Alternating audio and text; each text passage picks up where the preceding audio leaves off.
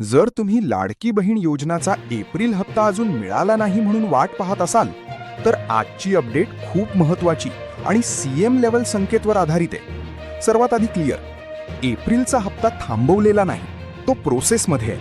आता मुख्यमंत्री स्तरावरून काय संकेत मिळाले?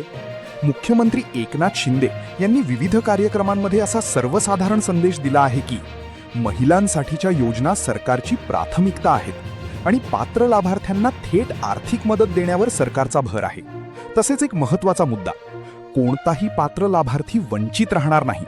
याचा सरळ अर्थ, डिले झाला असला तरी पेमेंट येणारच आहे, पैसे.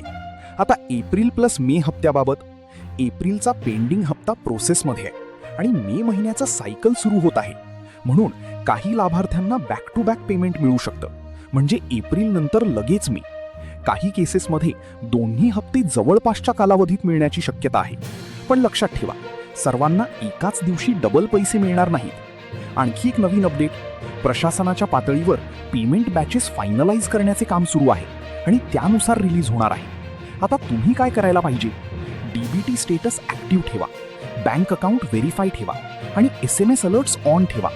एक महत्त्वाची सूचना, सीएम नावाने पैसे लवकर आणतो असे सांगणाऱ्यांपासून सावध राहा.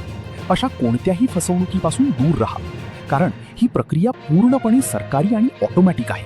आणि लक्षात ठेवा, तुमचा एप्रिल हप्ता सुरक्षित आहे आणि मे हप्ता त्यानंतर मिळू शकतो.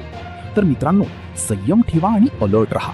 हा व्हिडिओ सेव्ह करा आणि चॅनल फॉलो करा, कारण पुढच्या अपडेटमध्ये एक्झॅक्ट पेमेंट टाइमलाईन आणि तुमचा हप्ता कधी येणार हे सगळं तुम्हाला इथेच मिळणार आहे.